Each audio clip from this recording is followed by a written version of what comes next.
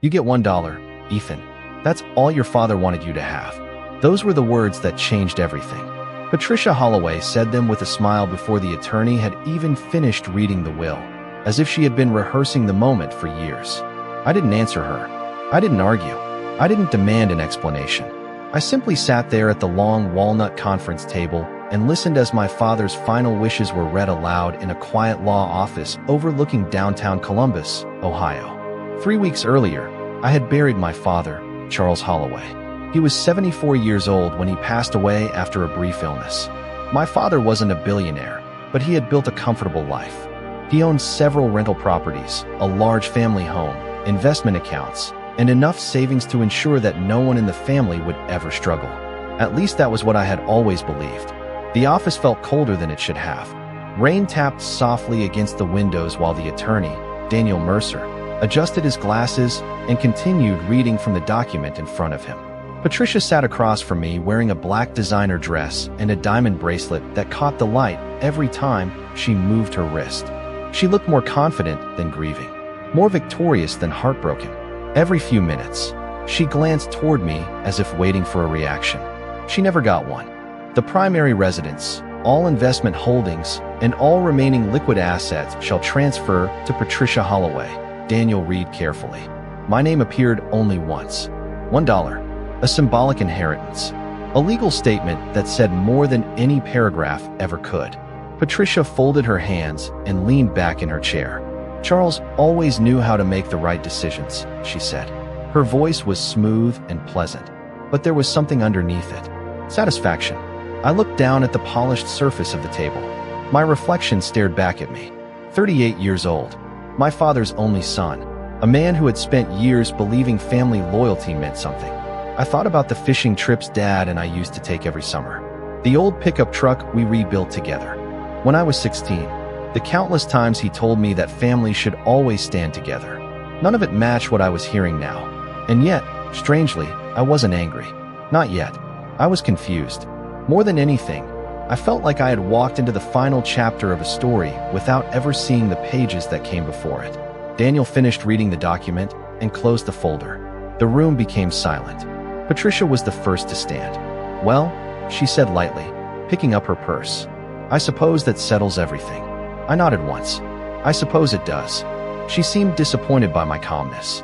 Maybe she had expected outrage. Maybe she had hoped I would accuse her of manipulating my father. Maybe she wanted a scene she could later describe to friends over expensive dinners. Instead, I stood, thanked Daniel for his time, and reached for my coat. As Patricia turned toward the door, a thin folder slipped halfway out of her oversized leather purse and landed against the chair leg. She didn't notice. Neither did Daniel. But I did. For just a second, I saw several pages covered in numbers, overdue notices, and the logo of a regional bank. Patricia quickly bent down, shoved the folder back into her purse, and walked away. The movement was small, almost invisible, yet something about it stayed with me. Outside, the rain had become heavier. I stood beneath the awning of the building and watched Patricia climb into a luxury SUV that I knew was still under financing. As she drove away, I remembered the look on her face when the will was read. Not relief, not gratitude, triumph. The expression of someone who believed the game was over. But for the first time that morning, I began to wonder if Patricia had been hiding something. And if she was, that folder had just given me my first clue. The image of that folder stayed with me all night. I could still see the edge of those papers sticking out of Patricia's purse, covered with numbers she had clearly not wanted anyone else to notice. The next morning, I sat alone at my kitchen table with a cup of black coffee and stared out the window as a steady spring rain washed across the street. For years, I had accepted Patricia's version of reality. She lived in expensive houses, drove luxury vehicles, wore designer clothes, and hosted elaborate holiday dinners. Everyone assumed she was financially secure. I had assumed it too, but something about that folder refused to leave my mind. My father had always taught me that appearances could be expensive masks.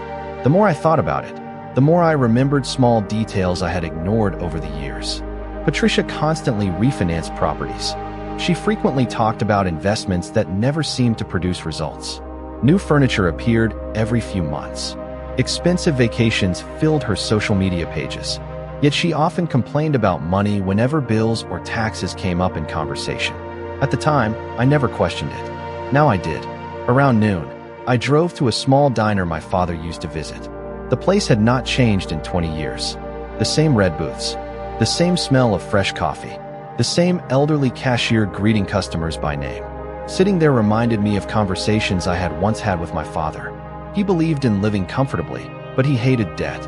He used to say that debt was like carrying rocks in your pockets. You might look fine from a distance, but eventually the weight slowed you down. Patricia never shared that philosophy. She believed appearances mattered, reputation mattered, looking successful mattered. After lunch, I stopped by one of my father's former rental properties. The tenant, a retired schoolteacher named Mrs. Reynolds, had known our family for years. During our conversation, she casually mentioned something that caught my attention. She said Patricia had recently visited the property asking questions about refinancing and possible equity loans. The comment seemed harmless at first, but it added another piece to a puzzle I was only beginning to see.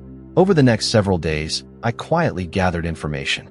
Nothing illegal, nothing invasive, just public records, business filings, and documents available through county offices. The deeper I looked, the stranger things became. Several loans had been taken out against properties connected to Patricia. Credit lines had been extended repeatedly. There were signs of financial pressure hidden beneath years of carefully maintained appearances. The woman who had walked into that attorney's office acting like a queen appeared to be balancing on a very fragile foundation. One evening, as I reviewed another stack of records at home, my phone rang. The caller ID displayed a name I recognized immediately: Daniel Mercer. My father's attorney rarely called without a reason. I answered, expecting a routine question about paperwork. Instead, his voice sounded unusually cautious. "Ethan," he said, "there is something I think you should know. I could not discuss it during the reading of the will, but recent information has come to my attention." I sat up straighter. The room suddenly felt very quiet. Daniel paused for a moment before continuing. "It concerns Patricia's finances, and there is a bank that may soon be selling one of her largest outstanding debts." I looked down at the documents spread across my table. For the first time, the scattered clues began connecting into a single picture. And I realized Patricia's greatest weakness might not be hidden in the will at all. After I ended the call with Daniel Mercer, I sat motionless for several minutes, staring at the rain sliding down my kitchen window. My father had been gone less than a month, yet it felt as though I was discovering an entirely different version of the life he had lived during his final years. The possibility that Patricia was carrying significant debt did not make me happy. It made me curious. There is a difference. Curiosity searches for truth. Revenge searches for pain. At that point, I was still looking for answers. The next afternoon, I met Daniel at a quiet coffee shop a few blocks from his office. He arrived carrying a slim leather portfolio and looked more serious than usual. After ordering coffee, he leaned forward and lowered his voice. "I need to be careful about what I say," he told me. "But everything I mention is based on public information and recent financial activity." I nodded and listened. Daniel explained that one of Patricia's largest creditors was preparing to sell a distressed debt package. The loan had originally been secured against a commercial property investment she entered several years earlier. The investment had performed poorly. Payments had become inconsistent. Extensions had been granted more than once. Now the lender wanted the account off its books. "How much are we talking about?" I asked. Daniel named a figure that made me sit back in my chair. It was far larger than I expected. Patricia had spent years projecting wealth, yet behind the scenes she appeared to be struggling to maintain it. "Does she know the debt may be sold?" I asked. Daniel stirred his coffee. "I cannot say for certain, but if she does, she is probably hoping it will happen quietly." As we talked, memories began resurfacing. Small moments that seemed insignificant at the time. Patricia insisting on expensive renovations. Patricia purchasing a luxury vehicle shortly after claiming money was tight. Patricia encouraging my father to liquidate investments he had held for decades. Back then, I assumed she simply had different financial priorities. Looking back, the pattern felt different. More calculated, more desperate. After leaving the coffee shop, I drove past the family home. The large stone house sat at the end of a winding driveway lined with maple trees. It looked exactly as it always had. Perfect landscaping, fresh paint, not a single visible crack. Yet I suddenly realized the property reminded me of Patricia herself. Beautiful from a distance, complicated up close. I parked across the street and watched for a few minutes. A landscaping crew was unloading equipment. A delivery truck arrived with furniture. Nothing about the scene suggested financial trouble. If anything, it suggested the opposite. Patricia was still spending money, still maintaining appearances, still behaving as though she had complete control. That evening, I opened a storage box containing old photographs and documents from my father's study. I was not searching for anything specific. I simply wanted to feel close to him. Near the bottom of the box, I found a handwritten note in his familiar script. It was not a letter. It was a reminder he had written to himself. One sentence caught my attention immediately. Review all property accounts personally. Do not rely on secondhand summaries. I read the line 3 times. My father trusted people carefully. If he felt the need to write that reminder, something must have concerned him. And for the first time, I began to suspect that whatever Patricia had been hiding started long before the will was ever changed. The note stayed on my desk for 2 days before I finally decided to call Daniel again. I had read those 12 words dozens of times. Review all property accounts personally. Do not rely on secondhand summaries. It did not sound like the kind of reminder my father would write without reason. Charles Holloway had spent most of his life paying attention to details. He was patient, organized, and careful. If something felt wrong to him, he rarely ignored it. When Daniel answered, I asked a simple question. Did my father ever express concerns about the family finances? There was a long pause before he responded. Not directly, he said, but there were conversations during the last year of his life that seem more significant now than they did at the time. Later that afternoon, I met him at his office. The rain had finally stopped, and sunlight reflected from the glass buildings downtown. Daniel led me into a conference room and placed a folder on the table. These are copies of documents your father requested over the last 18 months, he explained. Most of them involve property records, loan statements, and account summaries. I opened the folder and began reading. The more pages I reviewed, the clearer the pattern became. My father had repeatedly requested updates on assets he had owned for years. Several requests had been made only weeks apart. In some cases, he had asked for supporting documentation rather than summaries. That was unusual. It suggested he was trying to verify information himself. Why would he suddenly become so interested? I asked. Daniel folded his hands. I think he was trying to understand something. The answer was frustratingly vague, but deep down I suspected he was right. My father had been investigating his own finances. Whether he found what he was looking for was another question. Entirely. Before I left, Daniel handed me a sealed envelope. This was found among your father's personal files after his passing, he said. It was addressed to you. I stared at the handwriting. It was unmistakably his. For a moment, I could not bring myself to open it. Back home, I sat in the same chair where we used to watch football games together every Sunday. The house was quiet. I carefully broke the seal and unfolded the letter inside. The first few lines were enough to stop me cold. My father wrote that if I was reading the letter, it meant he had not had the chance to explain everything himself.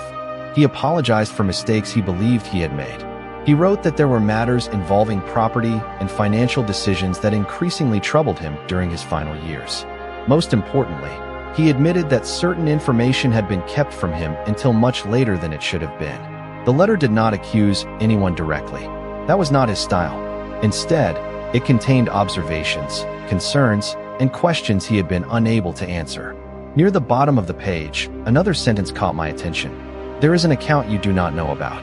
Daniel knows where to find it. I read the line twice, then 3 times. My father had left something behind. Not money alone. A trail. A final piece of unfinished business. I immediately reached for my phone and called Daniel. When he answered, I read the sentence aloud. The attorney exhaled slowly. I was hoping you would find that letter, he said, because what is in that account may explain far more than either of us realized.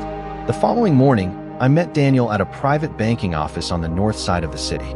The building was modest, nothing like the towering financial institutions downtown. If I had driven past it 100 times, I probably would not have noticed it. That seemed fitting. My father had never been interested in attracting attention. He believed real security rarely announced itself. Daniel greeted me in the lobby and led me into a small conference room. A woman named Grace Whitman joined us carrying several folders. She introduced herself as a senior account manager and sat across from me. Her expression was professional, but there was also a hint of curiosity. Clearly, she knew more about my father's affairs than I did. Grace opened the first folder and slid several documents toward me. "Your father established this account more than 12 years ago," she explained. "It was funded gradually over time and remained completely separate from his primary financial holdings." I looked down at the statements. The balance was far larger than I expected. My father had quietly accumulated a significant reserve without mentioning it to anyone. For a moment, I simply stared at the numbers. Not because of the money itself, but because I suddenly understood what the account represented. It was not secrecy, it was caution. Charles Holloway had prepared for possibilities long before anyone else recognized them. "Why did he create it?" I asked. Grace exchanged a brief glance with Daniel. According to his notes, he wanted independent resources available if certain financial situations developed within the family. The answer settled heavily in the room. My father had anticipated problems. Maybe not the exact problems that eventually emerged, but enough to prepare for uncertainty. As Grace continued reviewing documents, another detail caught my attention. During the last 2 years of his life, my father had increased contributions to the account. The timing matched the period when he began requesting additional property records and financial statements. The pieces were beginning to fit together. He had seen warning signs. He had investigated. And when answers failed to satisfy him, he quietly created options. After the meeting ended, Daniel and I walked outside. A warm breeze moved through the trees lining the parking lot. "There is something else," he said. "The lender I mentioned earlier is moving faster than expected." He explained that Patricia's largest distressed loan was now being prepared for transfer. The institution wanted immediate liquidity rather than a lengthy collection process. To them, it was simply a business decision. To Patricia, it could become a serious problem. "Can anyone purchase it?" I asked. Daniel nodded.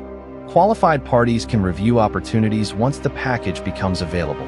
I understood what he was implying, even though he never said it directly. The possibility lingered in my mind during the drive home. That evening, I sat on my back porch watching the sun disappear behind neighboring rooftops. For the first time since the will reading, I felt something different. Not anger, not grief, clarity. Patricia believed she had reached the finish line. She believed the inheritance settled everything.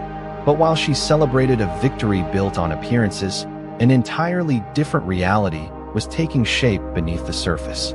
Before going inside, I checked my phone one last time. A new message had arrived from Daniel. Attached was a summary sheet related to the loan package. I opened the file and studied the numbers. Then my eyes stopped on a single line. The debt was scheduled to be offered for acquisition within days. And suddenly, a path forward appeared where none had existed before. For the next several days, I said nothing to anyone. I went to work. I answered emails. I attended meetings. From the outside, my life appeared completely normal. But every evening, after returning home, I reviewed the documents Daniel had provided. The loan package was exactly what he described. Complex, expensive, and increasingly unstable. The lender wanted out. They no longer believed the account would perform as originally expected. To them, it was a problem they preferred to transfer rather than manage.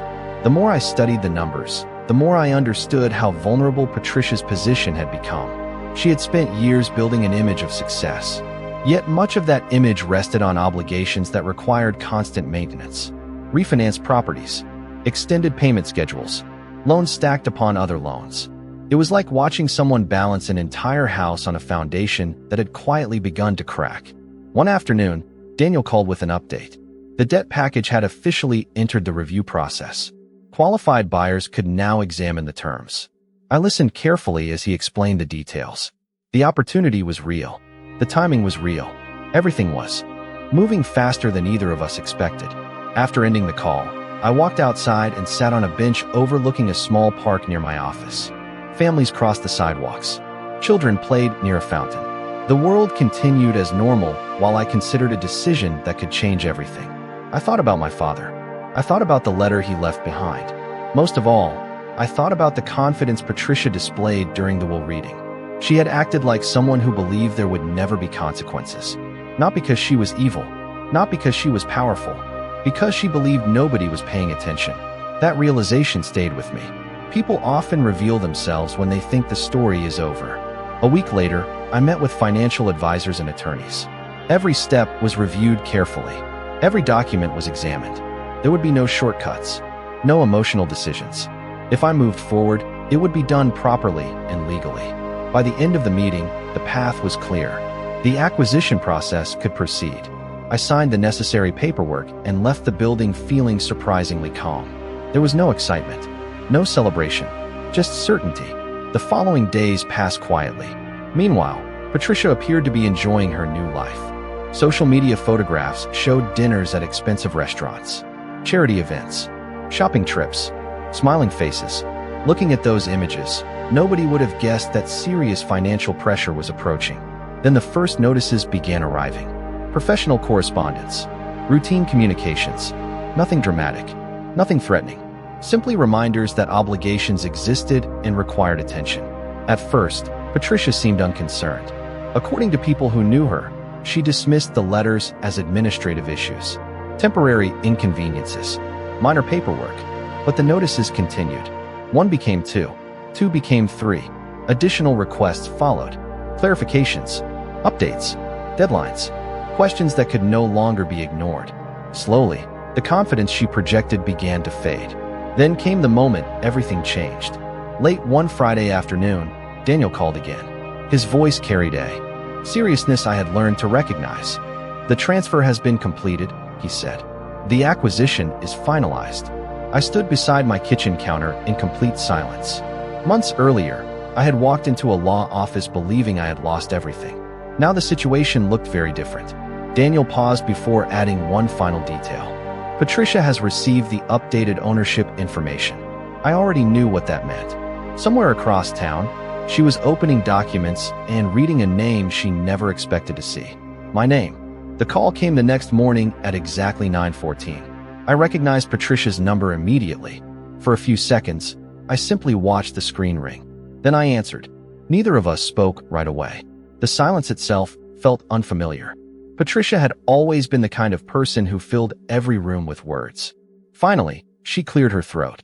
"Ethan, I think there has been some kind of mistake." Her voice was calm, but I could hear tension underneath it. "What kind of mistake?" I asked. Another pause followed. "I received documentation regarding a financial account. The paperwork lists your name." I looked out my office window toward the parking lot below.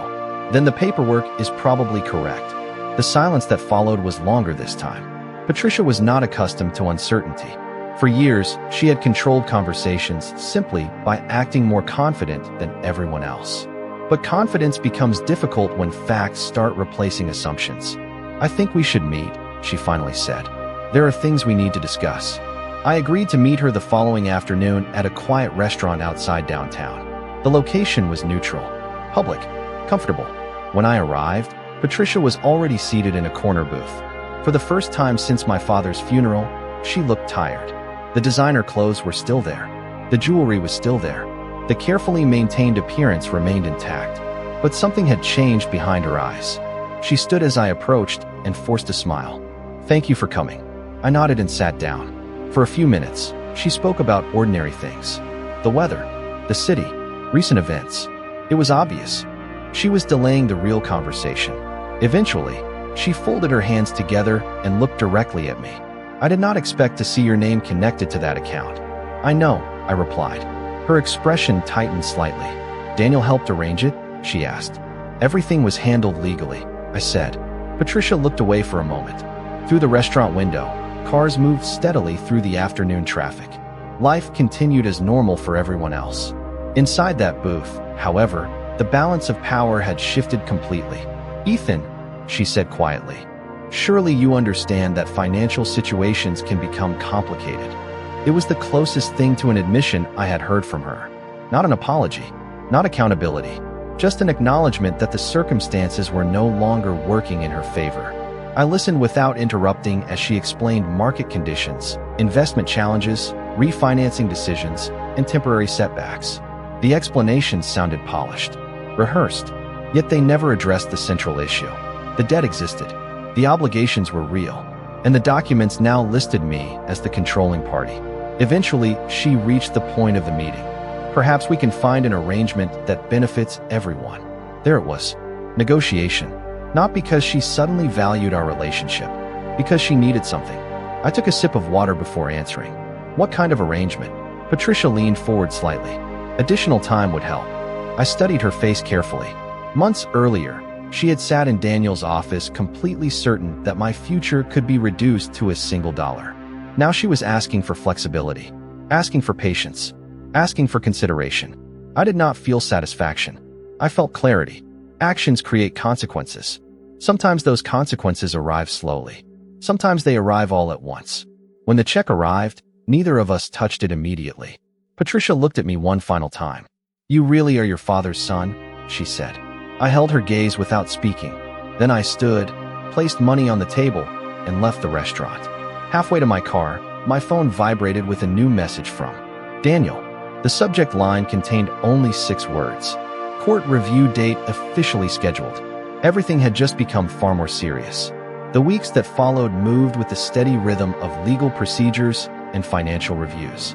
There were no dramatic confrontations, no raised voices, no unexpected rescues. Reality rarely works that way. Instead, deadlines arrived. Documents were filed. Notices were issued. Every obligation was examined according to the agreements that had been signed long before I became involved. Patricia continued trying to find solutions. According to Daniel, she explored refinancing options, contacted potential investors, and attempted to restructure several accounts. Under different circumstances, some of those efforts might have worked. But years of financial pressure had created a situation that could no longer be solved by appearances alone. Numbers do not care about reputation. Contracts do not respond to charm. As the court review date approached, I found myself thinking less about Patricia and more about my father. During quiet evenings, I reread his letter. The same sentence always stood out. He had written that truth eventually reveals itself, even when people work very hard to hide it. At the time, I thought he was talking about finances. Now I was beginning to understand he meant something larger. The review process concluded exactly as Daniel predicted. The obligations remained unresolved. Certain assets connected to the debt would proceed through the next stage of enforcement. Everything occurred through established legal channels. Professional, predictable, final. A few days later, I drove to the family home for the first time in months. The long driveway looked exactly as I remembered. The maple trees still lined both sides. The landscaping remained immaculate. From a distance, nothing had changed, yet everything had. Several vehicles were parked near the house. Attorneys, representatives, administrative personnel, people whose jobs involved ensuring procedures were completed correctly. I stepped out of my car and looked at the property where so many family memories had been created. Birthday parties, holiday dinners, summer evenings on the back patio. For a moment, I felt unexpectedly sad. Not because the house was changing hands, because my father was not there to see any of it. Patricia emerged from the front entrance carrying a small folder. She looked older than she had only a few months earlier. Stress has a way of accelerating time. When she noticed me standing near the driveway, she hesitated before walking over. Neither of us spoke immediately. There was very little left to say. Eventually, she looked toward the house. "Charles loved this place," she said quietly. "He did," I replied. She nodded slowly. For the first time since all of this began, there was no arrogance in her voice. No performance. No attempt to control the narrative. Just exhaustion. "I never thought it would end this way," she admitted. I believed her. Most people assume consequences will remain distant forever. They rarely expect them to arrive at their own front door. We stood in silence for several seconds. Then Patricia surprised me. "There is something you should know," she said. Her expression became serious. The will was not the whole story. I felt my attention sharpen immediately. She tightened her grip on the folder. "There were conversations during your father's final years that you never heard. Decisions made for reasons you do not understand." The words hung between us. Before I could ask another question, one of the attorneys approached and called her name. Patricia glanced toward him, then back at me. "When this is over," she said, "you deserve to know everything." And with that, she turned and walked away, leaving me staring at the house and wondering whether the biggest secret had been hidden until the very end. 3 weeks passed before I saw Patricia again. By then, most of the legal matters had been finalized, the property transfers had been completed, and the long chain of financial complications that had consumed so much of the previous year was finally coming to an end. On a quiet Tuesday afternoon, she called and asked if we could meet one last time. There was something in her voice that sounded different. Not defeated, not defensive, just tired. We met at a small cafe, outside the city, the kind of place my father would have liked. When I arrived, Patricia was already sitting near the window with a folder resting on the table beside her coffee. After a few minutes of small talk, she slid the folder toward me. "You should read these," she said. Inside were copies of letters, notes, and correspondence from the final years of my father's life. Some were between my father and financial advisors. Others were personal notes written in his own hand. As I read through them, a more complicated picture began to emerge. My father had become increasingly concerned about the state of certain investments. He worried about cash flow. He worried about rising expenses. Most of all, he worried about preserving stability for the future. Several entries revealed disagreements between him and Patricia about how money should be managed. She wanted growth. He wanted security. She believed risks could be controlled. He believed caution was wiser. Neither side fully trusted the other's judgment.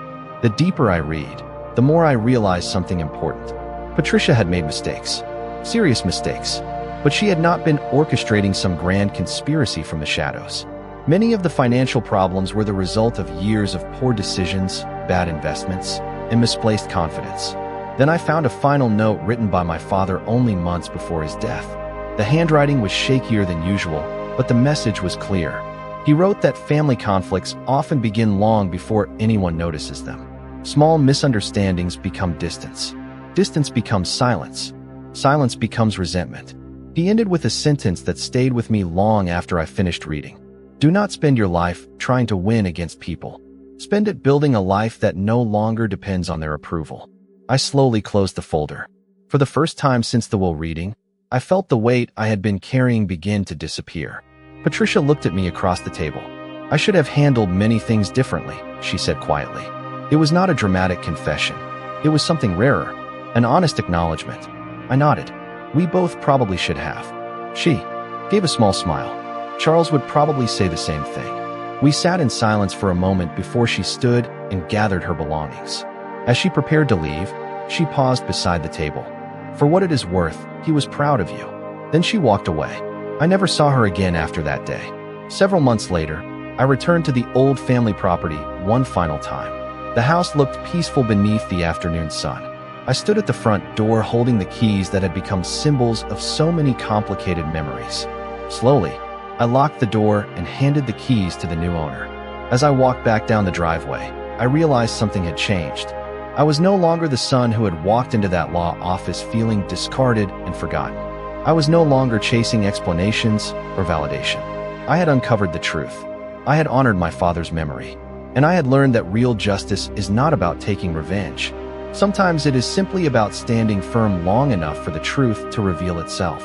Then I got into my car, drove away from the house for the last time, and never looked back.